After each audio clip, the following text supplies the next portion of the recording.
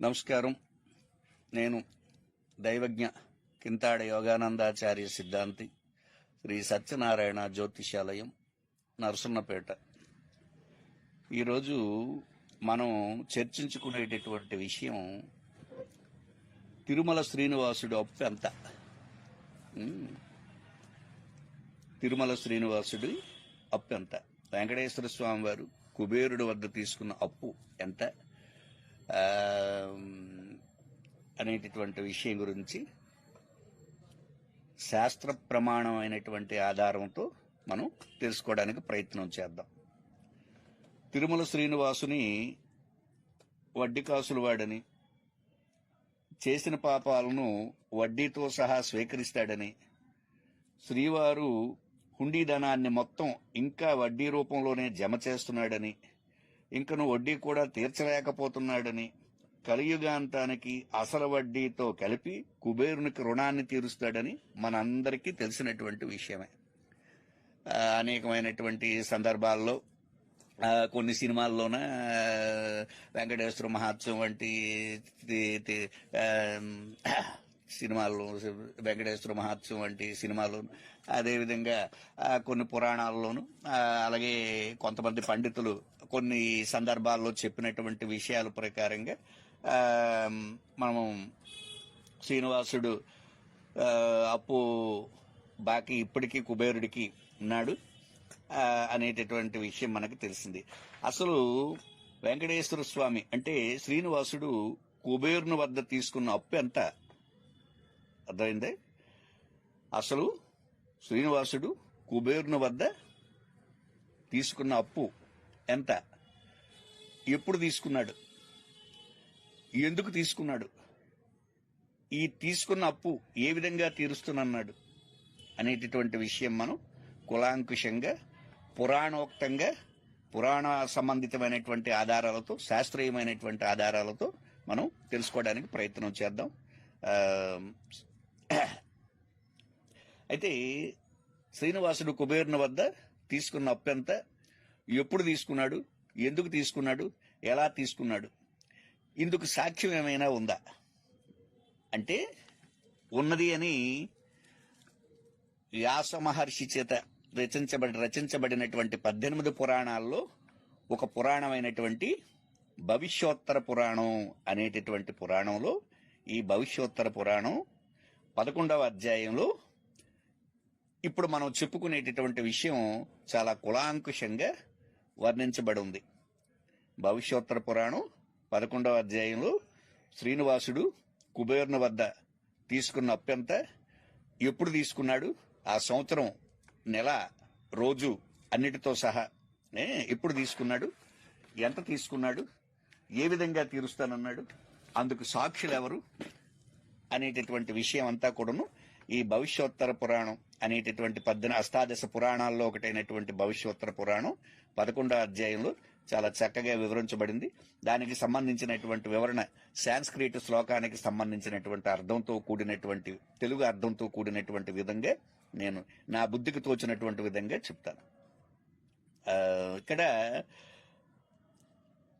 రుణగ్రహీ శ్రీనివాసో ధనదాయి ధనేశ్వర ఆత్మకార్య నిమిత్తంతు కళ్యాణార్థం కలవుయుగే వైశాఖే శుక్ల సప్తమ్యాం విలంబే చైవ వత్సరే నిష్కాణాం రామముద్రాణం లక్ష్యాణి చతుర్దశ ద్రవ్యం దత్తం ధనేసేన వృద్ధి గ్రహణ కారణాత్ సవృద్ధి దిత్సతామూలం స్వీకృతం చక్రపాణిన వివాహ వర్షమారభ్యాం శాస్త్రంతే పునః దాతవ్యాం యక్షరాజాయ శ్రీనివాసేన శార్గిణః ఏకసాక్షీ చతుర్వక్రో ద్వితీయస్తు త్రిలోచన తృతీయోస్వాత్తరాజాస్తు వేత్తి సర్వమిదం దృఢం ఇత్యేత తద్దృఢపత్రాస్తు శ్రీనివాసో లిఖిత్ స్వయం అని మనకి ఈ భవిష్యోత్తర పురాణంలో ఉన్నదన్నమాట ఈ శ్లోకం. అయితే ఇక్కడ మరొక్కసారి ఈ శ్లోకాన్ని మరొక్కసారి చెప్పుకుందాం. రుణగ్రహీ శ్రీనివాసో ధనదాయి ధనేశ్వర ఆత్మకార్య నిమిత్తంతు కళ్యాణార్థం కలౌయుగే వైశాఖే శుక్ల సప్తమ్యాం విలంబే చైవ వత్సరే నిష్కాణాం రామముద్రాణం లక్ష్యాణి చ చతుర్దశ ద్రవ్యం దత్తం ధనేసేన వృద్ధిగ్రహణ కారణాత్ సౌవృద్ధి దిత్సతమూలం స్వీకృతం చక్రపాణినః వివాహ వర్షమారభ్య సహస్రంతే పునః దాతవ్యాం యక్షరాజాయ శ్రీనివాసేన శార్గిణః ఏకసాక్షి చతుర్వక్తో ద్వితీయస్తు త్రిలోచన తృతీయోస్వాత్తరాజస్తు వేత్తి సర్వమిదం దృఢం ఇత్యేత దృఢ పత్రాస్తు శ్రీనివాసో లిఖిత్ స్వయం అని భవిష్యోత్తర పురాణం 11వ అధ్యాయంలో ఈ శ్లోకం అనేటటువంటిది మనకి కనిపిస్తుంది. అయితే ఈ సంస్కృత శ్లోకం భవిష్యోత్తర పురాణం 11వ అధ్యాయంలో ఉండేటటువంటి ఈ శ్లోకానికి అర్థాన్ని మనం తీసుకున్నట్టయితే, ప్రతిపదార్థం మనం చూసుకున్నట్టయితే, రుణగ్రహి అంటే సంస్కృతంలో రుణగ్రహి అంటే తెలుగులో అప్పు తీసుకునేటటువంటి వాడు. రుణగ్రహి అనగా అప్పు తీసుకునేటటువంటి వాడు. శ్రీనివాసో అనగా శ్రీనివాసుడు. ధనదాయి అంటే అప్పు ఇచ్చేవాడు. ధనేశ్వర అంటే కుబేరుడు. ఆత్మకార్యం అంటే సొంత పని అయిన. కళ్యాణార్థం నిమిత్తంతో వివాహం కొరకు. కలౌయుగే కలియుగమునందలి. విలంబే చైవ వత్సరే విలంబినామ సంవత్సరం. 60 సంవత్సరాల్లో హేవళంబి విళంబి వికారి అని మనం చెప్పుకుంటాం కదా, అలాంటిది ఈ 60 సంవత్సరాల్లో ఈ విళంబినామ సంవత్సరం అన్నమాట. కలౌయుగే కలియుగమునందలి విలంబే చైవ వత్సరే విళంబి అనేటటువంటి పేరు గల నామ సంవత్సరం, విలంబినామ సంవత్సరం. వైశాఖే శుక్ల సప్తమ్యాం వైశాఖ మాసం శుక్ల సప్తమి రోజున, శుద్ధ సప్తమి రోజున, వైశాఖ మాసం శుద్ధ సప్తమి రోజున. చతుర్దశ లక్షాణి అంటే 14 లక్షల రూపాయలను, 14 లక్షలు. రామముద్రాణం నిష్కాణం రామముద్ర కలిగిన నిష్కములను. వృద్ధిగ్రహణ కారణాత్ యుగ ధర్మానుసారం వడ్డీతో సహా. ద్రవ్యం దత్తం తీసుకున్న రుణాన్ని ఇవ్వగలవాడను.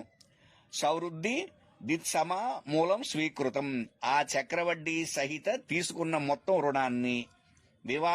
వివాహ వర్షమారభ్య వివాహం జరిగిన సంవత్సరం మొదలుకొని సహస్రంతే 1000 సంవత్సరాల్లోపు. చక్రపాణి అను నేను ధనం పునః పూర్తి ద్రవ్యమును ఇవ్వగలవాడును. దాతవ్యాం యక్షరాజాయ ఇచ్చినవాడు యక్షరాజు అయినటువంటి కుబేరుడు. శ్రీనివాసేన శార్గిణ తీసుకున్నవాడు శ్రీనివాసుడు. ఏకసాక్షి చతుర్వక్త్రో ఇందుకు మొదటి సాక్షి చతుర్ముఖ బ్రహ్మ. ద్వితీయస్తు త్రిలోచన ఇక రెండవ సాక్షి శివుడు. తృతీయో అశ్వత్థ రాజస్తు మూడవ సాక్షి రావి చెట్టు. అశ్వత్థ వృక్షం అంటే రావి చెట్టు.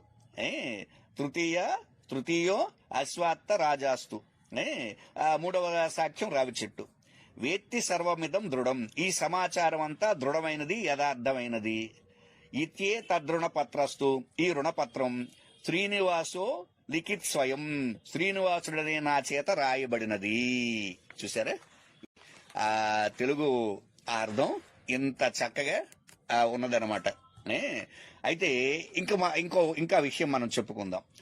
దీని యొక్క భావం స్వశ్రీ చాంద్రమాన శ్రీ విళంబినామ సంవత్సర వైశాఖ శుద్ధ సప్తమి సోమవారం నాడు ధనపతి ఉత్తర దిశ పాలకుడు అయిన కుబేరుని వద్ద శ్రీ వెంకటాచల రమణుడు శ్రీనివాసుడను పేరు గల నేను నా కళ్యాణ నిమిత్తం 14 లక్షల సంఖ్య గల శ్రీరామ ముద్ర నిష్కములను వృద్ధికి అంటే వడ్డీకి తీసుకొనుచున్నాను.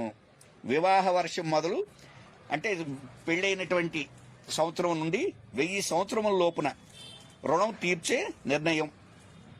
ఇందులకు సాక్షులు చతుర్ముఖ బ్రహ్మ అని ఆ పత్రాన్ని శివుని చేతికి ఇస్తాడనమాట. ఇందుకు సాక్షులు మొదటి సాక్షి బ్రహ్మ. ఆ బ్రహ్మదేవుడు సాక్షి సంతకం చేసిన తర్వాత రెండవ సాక్షి కైలాసాధిపతి అయినటువంటి శివుడు. ఆయనకు కూడా ఆ పత్రాన్ని ఇచ్చాడట సంతకం పెట్టమని. ఇకపోతే ఆ పత్రం సంతకం పెట్టి చేసినటువంటి ఆ పత్రం శివుడు ఇచ్చినటువంటి ఆ పత్రాన్ని ఇక మూడవ సాక్షి ఆ పత్రాన్ని శ్రీనివాసుడికి ఆ శివుడు సంతకం చేసి ఇవ్వగా శ్రీనివాసుడు, ఓ అశ్వత్థ వృక్షమా, 3వ సాక్షి నీవు అని ఆ చెంతనే ఉన్న పుష్కరిణి చెంత ఉండేటటువంటి ఆ రావి చెట్టుతో అన్నాడట. ఆ తర్వాత దానిపై ఆ ఆ రావి చెట్టు సంతకం చేసిన తర్వాత ఆ శ్రీనివాసుడు తాను కూడా సంతకం చేసి కుబేరుడికి ఇచ్చాడు అనేటటువంటిది దీని యొక్క భావం అన్నమాట. ఇకపోతే విశేషార్థాలు మనం తీసుకున్నట్టయితే ధనేశ్వర, లక్ష్మీదేవి ఐశ్వర్య దేవతగా కొలిచినప్పటికీ కూడాను సమస్త ఐశ్వర్యాలకి అష్ట సంపదలకి నిలయమైనటువంటి దేవి లక్ష్మీదేవి ఐశ్వర్య దేవత అయినప్పటికీ కూడాను ఇక్కడ ఐశ్వర్యం అంటే ధనంతో పాటు సుఖ సంతోషాలు, పాడి పంటలు, పనులు యందు విజయం కలిగించున్నదిగా చెప్తారు కూడాను పెద్దలు. అందుకే ధాన్యలక్ష్మి, ధైర్యలక్ష్మి, విజయలక్ష్మి అని పిలుస్తారు. ఇక బంగారాది నవనిధులకు అధిపతిగా కుబేరుడిని చెప్తారు. నవనిధులకి అధిపతి కుబేరుడు అని చెప్తాం కదా, అది ధనేశ్వర అనేటటువంటిది. ఇక వృద్ధి గ్రహణ కారణాత్ అనేటటువంటి పదాన్ని తీసుకున్నట్టయితే యుగ ధర్మం అనుసరించి అధిక మాసాలు, శూన్యమాసాలు కొన్ని, అధిక మాసాలు కొన్ని, 3 సంవత్సరాలకు ఒక్కొక్క అధిక మాసం వస్తుంది, కొన్ని శూన్యమాసాలు ఉంటాయి. యుగ ధర్మాన్ని అనుసరించి అధిక మాసాలు, శూన్యమాసాలు కూడా పరిగణలోకి తీసుకొని సంవత్సరానికైన వడ్డీని తర్వాత సంవత్సరంలో అసలుకు కలుపుటే దీన్నే చక్రవడ్డీ అంటారన్నమాట. ఈ విధంగా మాసానికి రోజుల్లో కలుగు హెచ్చు తగ్గులను కూడా పరిగణలోకి తీసుకోవడం అన్నమాట. ఇది వృద్ధి గ్రహణ కారణాత్ అనేటటువంటి దానికి భావం. ఇకపోతే రామముద్ర నిష్కాణం, ఆ రోజుల్లో బంగారు నాణ్యములు కొలమానం అన్నమాట. ఇప్పుడంటే స్టీలు, ఎత్తడి రకరకాలైనటువంటి నాణ్యాలు మనకి లభిస్తున్నాయి, కరెన్సీ. కానీ ఒకప్పుడు మాత్రం పూర్వకాలంలో బంగారు నాణ్యాలే కొలమానం బంగారంతో తయారైనటువంటి నాణ్యాలే కొలమానంగా ఉండేవి. అంటే మనకు డబ్బు రూపాయలు ఎలాగో వారికి నిష్కముల అలాగన్నమాట. అయితే ఒక నిష్క అంటే మన కొలమానంలో సరైనటువంటి వివరణ అనేటటువంటిది మనకి కనిపించట్లేదు.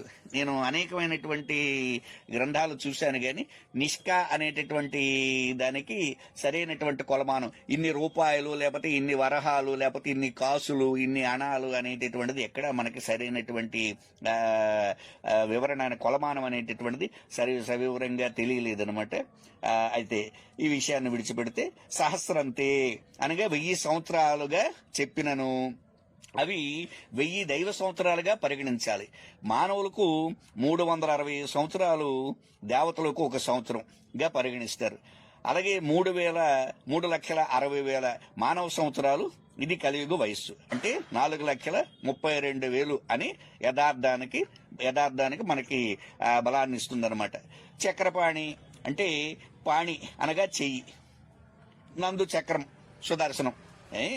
సుదర్శన చక్రం ధరించినటువంటి వాడు. చక్ర అనగా చెయ్యి, చక్ర అనగా చక్రం, పాణి అనగా చెయ్యి, చక్రపాణి అనగా చేతిలో చక్రం ధరించినటువంటి వాడు అనగా సుదర్శన చక్రం ధరించినటువంటి వాడు అనగా శ్రీ మహావిష్ణువు. ఈ శ్రీ మహావిష్ణువు శ్రీనివాసుని అవతారంలో మనకి వెలిశాడు అనేటటువంటిది మనకి స్థల పురాణం చెప్తుంది, మనకి తెలిసినటువంటి విషయమే. ఇకపోతే అశ్వత్థరాజం, వృక్షాల్లో రాజు అంటేది రావి చెట్టు. దీన్ని త్రిమూర్తుల అవతారంగా చెప్తాం. ఒక్కొక్క యుగంలో, ఇకపోతే యుగ ధర్మం, ఒక్కొక్క యుగంలో మానవుల విద్యుక్త ధర్మాలు, నియమాలు వివరించబడ్డాయి. మనం అనేకమైనటువంటి గ్రంథాలు చదివినట్టయితే మనకి కృతయుగంలో ఒక రకమైనటువంటి ధర్మం, త్రేతాయుగంలో మరొక రకమైనటువంటి ధర్మం, అదేవిధంగా ద్వాపర యుగంలోను, ఇప్పుడు ప్రస్తుతం కలియుగంలోను ఒక్కొక్క రకమైనటువంటి యుగ ధర్మం అనేటటువంటిది ఆ యుగంలో ఒక్కొక్క యుగంలో మానవుల యొక్క విద్యుక్త ధర్మాలు, నియమాలు వివరించబడ్డాయి అనేటటువంటిది మనకి ఎన్నో పురాణ గ్రంథాల్లో మనకు చూడొచ్చు, రామాయణ, భారత, భాగవతాదులు. అయితే ఒక్కొక్క యుగంలో మానవుల యొక్క విద్యుక్త ధర్మాలు ఒక్కొక్క రకంగా ఉంటాయి. ఉదాహరణకు త్రేతాయుగం, శ్రీరాముడి కాలానికి చూసుకున్నట్టయితే 13 సంవత్సరాల అరణ్యవాసం చేస్తే రాజ్యాధికారం కోల్పోతారనమాట. ఆ కాలానికి, త్రేతాయుగానికి, శ్రీరాముడు నడయాడేటటువంటి పరిపాలించేటటువంటి త్రేతాయుగంలో 13 సంవత్సరాలు అరణ్యవాసం చేస్తే రాజ్యాధికారం కోల్పోతారు. ఆ విషయం తెలిసి కైక రాముడికి 14 సంవత్సరాలు అరణ్యవాసం అనేటటువంటి వరం దశరథుడిని అడిగిందనమాట, భర్త అయినటువంటి దశరథుడిని. తర్వాత యుగం అయినటువంటి ద్వాపర యుగంలో ఆ నియమం 12 సంవత్సరాలకు కుదించబడింది. అందుకే పాండవుల విషయానికి తీసుకుంటే మాయాజోతంలో పాండవులు ఓడిపోతే 12 సంవత్సరాల అరణ్యవాసం విధించారనమాట. ధర్మం కొంత గతి తప్పడం వల్ల మళ్ళీ రాజ్యం అడుగుతారేమో అని 1 సంవత్సరం అజ్ఞాతవాసం, వడ్డీ అనుకోలేమో ఇంచుమించుగా. అందులో పట్టుబడితే మళ్ళీ 12 సంవత్సరాలు అరణ్యవాసం. ఈ నిబంధన కౌరవులు కల్పించారనమాట. ఇక అది విషయాన్ని విడిచిపెడితే మన యుగం అంటే ఈ కలియుగం. ఈ కలియుగంలో ఈ నిబంధన మన ఇండియన్ పీనల్ కోడ్ సెక్షన్ లో ఏదైనా తప్పు చేస్తే కోర్టులు చాలా మందికి 7 ఏళ్ల కఠిన కారాగార శిక్ష అంటారు. కలియుగంలో ఈ నిబంధన 7 సంవత్సరాలకు వచ్చిందనమాట. 7 ఏళ్ల కఠిన కారాగార శిక్షని, లేనప్పుడు 14 సంవత్సరాల యావజ్జీవ ఖైదని, ఇలాగా మనకి ఇండియన్ పీనల్ కోడ్ సెక్షన్ లో కొన్ని చట్టాలు అనేటటువంటివి, కొన్ని శిక్షలు అనేటటువంటివి విధించబడ్డాయి అనమాట. ఇలా ఒక్కొక్క యుగంలో మానవులు కొన్ని నియమాలు మన ఋషులు పండితులు పూర్వులు అయినటువంటి వారు అనేకమైనటువంటి విధంగా వాటిని ప్రవచించారు. ఆ ప్రకారంగానే ఈనాటికి నడుస్తుంది. ఇదండి మన శ్రీనివాసుడికి సంబంధించినటువంటి అప్పు సంబంధితమైనటువంటిది. ఏ విధంగా స్వామివారు వెంకటేశ్వర స్వామివారు ఏ విధంగా తీసుకున్నారు అప్పు, ఎప్పుడు తీసుకున్నారు అనేటటువంటి విషయాన్ని మనం తెలుసుకున్నాం. నాకు తోచినటువంటి విషయాన్ని, భవిష్యోత్తర పురాణంలో ఉండేటటువంటి విషయాన్ని నేను చెప్పడానికి ప్రయత్నం చేశాను. శ్రీనివాసుడు మరి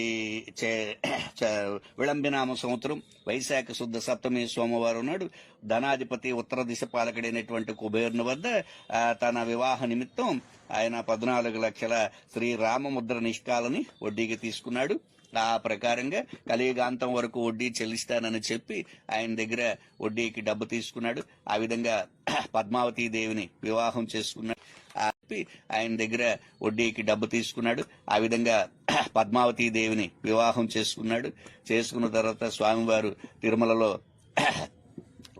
ఈరోజు ఉన్నారు.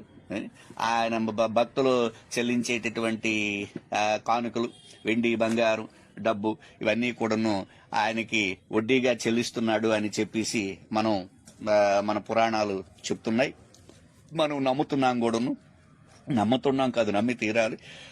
ఇది కలియుగాంతం వరకు కూడాను కుబేరుడికి ప్రజల సంఘ వడ్డీ, ప్రజలిచ్చేటటువంటి కానుకలు కుబేరుడికి వడ్డీ రూపంలో చెల్లిస్తున్నాడని చెప్పేసి మనం విశ్వసిస్తున్నాం అనమాట. ఇది శ్రీనివాసుడు కుబేరుడు వద్ద ఎందుకు అప్పు తీసుకున్నాడు, ఎంత తీసుకున్నాడు, ఏ విధంగా తీసుకున్నాడు, ఎప్పుడు తీరుస్తానన్నాడు, ఇందుకు సాక్ష్యాలు ఎవరు అనేటటువంటిది భవిష్యోత్తర పురాణం మనకి 11వ అధ్యాయంలో చాలా చక్కగా వివరించబడింది. ఆ వివరణ మీకు తెలియజేశాను. ధన్యవాదాలండి. స్వస్తి. ఆయన దగ్గర వడ్డీకి డబ్బు తీసుకున్నాడు. ఆ విధంగా పద్మావతీ దేవిని వివాహం చేసుకున్నాడు. చేసుకున్న తర్వాత స్వామివారు తిరుమలలో ఈరోజు ఉన్నారు. ఆయన భక్తులు చెల్లించేటటువంటి కానుకలు, వెండి, బంగారం, డబ్బు ఇవన్నీ కూడాను ఆయనకి వడ్డీగా చెల్లిస్తున్నాడు అని చెప్పేసి మన పురాణాలు చెప్తున్నాయి. మనం నమ్ముతున్నాం కూడాను. నమ్ముతున్నాం కాదు, నమ్మి తీరాలి. ఇది కలియుగాంతం వరకు కూడాను కుబేరుడికి ప్రజల సంఘ వడ్డీ, ప్రజలిచ్చేటటువంటి కానుకలు కుబేరుడికి వడ్డీ రూపంలో చెల్లిస్తున్నాడు అని చెప్పేసి మనం విశ్వసిస్తున్నాం అనమాట. ఇది శ్రీనివాసుడు కుబేరుడు వద్ద ఎందుకు అప్పు తీసుకున్నాడు, ఎంత తీసుకున్నాడు, ఏ విధంగా తీసుకున్నాడు, ఎప్పుడు తీరుస్తానన్నాడు, ఇందుకు సాక్ష్యాలు ఎవరు అనేటటువంటిది భవిష్యోత్తర పురాణం మనకి 11వ అధ్యాయంలో చాలా చక్కగా వివరించబడింది. ఆ వివరణ మీకు తెలియజేశాను. ధన్యవాదాలండి. స్వస్తి. ఆయన దగ్గర వడ్డీకి డబ్బు తీసుకున్నాడు. ఆ విధంగా పద్మావతీ దేవిని వివాహం చేసుకున్నాడు. చేసుకున్న తర్వాత స్వామివారు తిరుమలలో ఈరోజు ఉన్నారు. ఏ? ఆయన భక్తులు చెల్లించేటటువంటి కానుకలు, వెండి, బంగారం, డబ్బు ఇవన్నీ కూడాను ఆయనకి వడ్డీగా చెల్లిస్తున్నాడు అని చెప్పేసి మన పురాణాలు చెప్తున్నాయి. మనం నమ్ముతున్నాం కూడాను. నమ్ముతున్నాం కాదు, నమ్మి తీరాలి. ఇది కలియుగాంతం వరకు కూడాను కుబేరుడికి ప్రజల సంఘ వడ్డీ, ప్రజలిచ్చేటటువంటి కానుకలు కుబేరుడికి వడ్డీ రూపంలో చెల్లిస్తున్నాడు అని చెప్పేసి మనం విశ్వసిస్తున్నాం అనమాట. ఇది శ్రీనివాసుడు కుబేరుడు వద్ద ఎందుకు అప్పు తీసుకున్నాడు, ఎంత తీసుకున్నాడు, ఏ విధంగా తీసుకున్నాడు, ఎప్పుడు తీరుస్తానన్నాడు, ఇందుకు సాక్ష్యాలు ఎవరు అనేటటువంటిది భవిష్యోత్తర పురాణం మనకి 11వ అధ్యాయంలో చాలా చక్కగా వివరించబడింది. ఆ వివరణ మీకు తెలియజేశాను. ధన్యవాదాలండి. స్వస్తి. ఆయన దగ్గర వడ్డీకి డబ్బు తీసుకున్నాడు. ఆ విధంగా పద్మావతీ దేవిని వివాహం చేసుకున్నాడు. చేసుకున్న తర్వాత స్వామివారు తిరుమలలో ఈరోజు ఉన్నారు. ఆయన భక్తులు చెల్లించేటటువంటి కానుకలు, వెండి, బంగారం, డబ్బు ఇవన్నీ కూడాను ఆయనకి వడ్డీగా చెల్లిస్తున్నాడు అని చెప్పేసి మన పురాణాలు చెప్తున్నాయి. మనం నమ్ముతున్నాం కూడాను.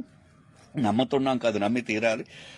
ఇది కలియుగాంతం వరకు కూడాను కుబేరుడికి ప్రజల సంఘ వడ్డీ, ప్రజలిచ్చేటటువంటి కానుకలు కుబేరుడికి వడ్డీ రూపంలో చెల్లిస్తున్నాడు అని చెప్పేసి మనం విశ్వసిస్తున్నాం అనమాట. ఇది శ్రీనివాసుడు కుబేరుడు వద్ద ఎందుకు అప్పు తీసుకున్నాడు, ఎంత తీసుకున్నాడు, ఏ విధంగా తీసుకున్నాడు, ఎప్పుడు తీరుస్తానన్నాడు, ఇందుకు సాక్ష్యాలు ఎవరు అనేటటువంటిది భవిష్యోత్తర పురాణం మనకి 11వ అధ్యాయంలో చాలా చక్కగా వివరించబడింది. ఆ వివరణ మీకు తెలియజేశాను. ధన్యవాదాలండి. స్వస్తి. ఆయన దగ్గర వడ్డీకి డబ్బు తీసుకున్నాడు. ఆ విధంగా పద్మావతీ దేవిని వివాహం చేసుకున్నాడు. చేసుకున్న తర్వాత స్వామివారు తిరుమలలో ఈరోజు ఉన్నారు.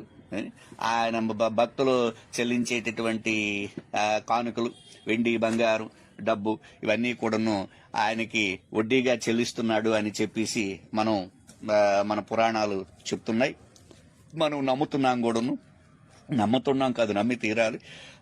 ఇది కలియుగాంతం వరకు కూడాను కుబేరుడికి ప్రజల సంఘ వడ్డీ, ప్రజలిచ్చేటటువంటి కానుకలు కుబేరుడికి వడ్డీ రూపంలో చెల్లిస్తున్నాడు అని చెప్పేసి మనం విశ్వసిస్తున్నాం అనమాట. ఇది శ్రీనివాసుడు కుబేరుడు వద్ద ఎందుకు అప్పు తీసుకున్నాడు, ఎంత తీసుకున్నాడు, ఏ విధంగా తీసుకున్నాడు, ఎప్పుడు తీరుస్తానన్నాడు, ఇందుకు సాక్ష్యాలు ఎవరు అనేటటువంటిది భవిష్యోత్తర పురాణం మనకి 11వ అధ్యాయంలో చాలా చక్కగా వివరించబడింది. ఆ వివరణ మీకు తెలియజేశాను. ధన్యవాదాలండి. స్వస్తి. ఆయన దగ్గర వడ్డీకి డబ్బు తీసుకున్నాడు. ఆ విధంగా పద్మావతీ దేవిని వివాహం చేసుకున్నాడు. చేసుకున్న తర్వాత స్వామివారు తిరుమలలో ఈరోజు ఉన్నారు. ఆయన భక్తులు చెల్లించేటటువంటి కానుకలు, వెండి, బంగారం, డబ్బు ఇవన్నీ కూడాను ఆయనకి వడ్డీగా చెల్లిస్తున్నాడు అని చెప్పేసి మన పురాణాలు చెప్తున్నాయి. మనం నమ్ముతున్నాం కూడాను. నమ్ముతున్నాం కాదు, నమ్మి తీరాలి. ఇది కలియుగాంతం వరకు కూడాను కుబేరుడికి ప్రజల సంఘ వడ్డీ, ప్రజలిచ్చేటటువంటి కానుకలు కుబేరుడికి వడ్డీ రూపంలో చెల్లిస్తున్నాడు అని చెప్పేసి మనం విశ్వసిస్తున్నాం అనమాట. ఇది శ్రీనివాసుడు కుబేరుడు వద్ద ఎందుకు అప్పు తీసుకున్నాడు, ఎంత తీసుకున్నాడు, ఏ విధంగా తీసుకున్నాడు, ఎప్పుడు తీరుస్తానన్నాడు, ఇందుకు సాక్ష్యాలు ఎవరు అనేటటువంటిది భవిష్యోత్తర పురాణం మనకి 11వ అధ్యాయంలో చాలా చక్కగా వివరించబడింది. ఆ వివరణ మీకు తెలియజేశాను. ధన్యవాదాలండి. స్వస్తి. ఆయన దగ్గర వడ్డీకి డబ్బు తీసుకున్నాడు. ఆ విధంగా పద్మావతీ దేవిని వివాహం చేసుకున్నాడు.